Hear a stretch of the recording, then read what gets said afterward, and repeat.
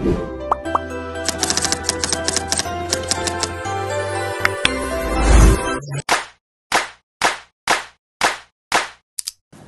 semuanya, kami dari kelompok 4 akan mempresentasikan hasil analisis studi kasus mengenai UMKM, PKP, dan transaksi dengan pemerintah khususnya terkait CV Agro Sejahtera.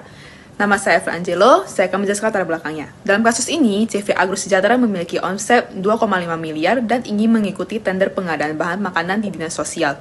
Namun salah satu syaratnya adalah harus berstatus PKP dan bisa melampirkan faktur pajak.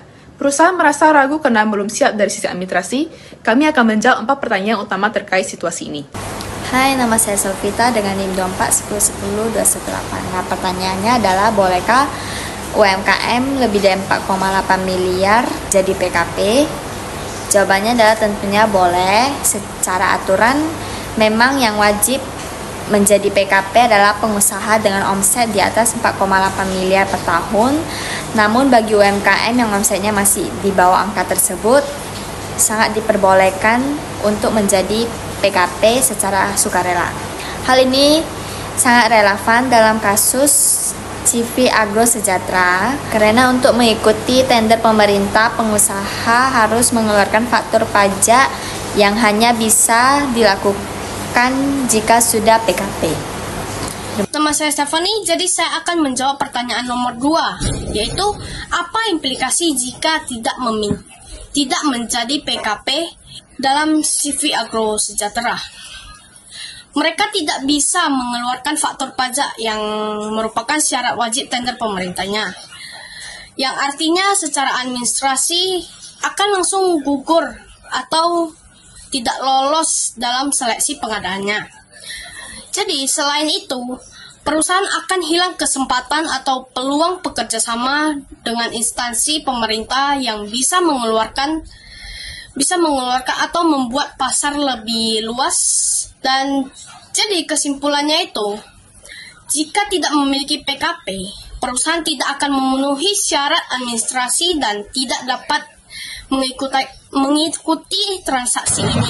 Perkenalkan, nama saya Indra Kusuma, NIM saya 2411067. Saya akan menjawab pertanyaan nomor ketiga.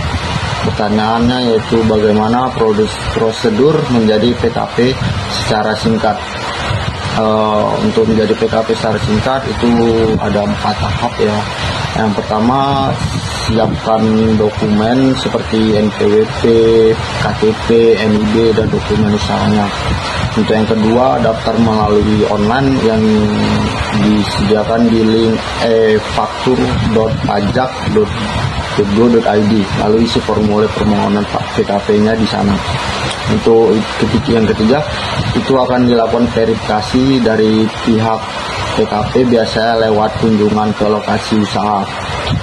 Yang keempat itu, jika disetujui, akan diterbitkan surat keterangan PKP dan perusahaan sudah bisa menerbitkan faktur pajak elektronik. Prosesnya bisa selesai dalam 1-2 minggu. Itu saja yang dilakukan untuk menjadi PKP secara singkat. Halo, dengan saya Bevelin Sapridia.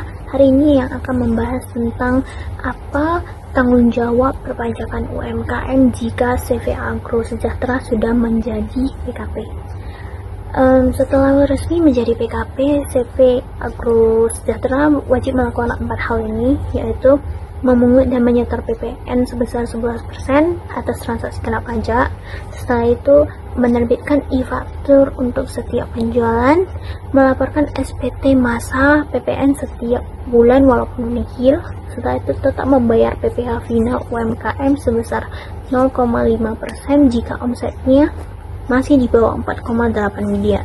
Dengan menjadi PKP, perusahaan memang memiliki tanggung jawab yang lebih besar secara administrasi, tetapi hal ini juga dapat memberikan akses ke peluang yang lebih besar, termasuk transaksi dengan pemerintah.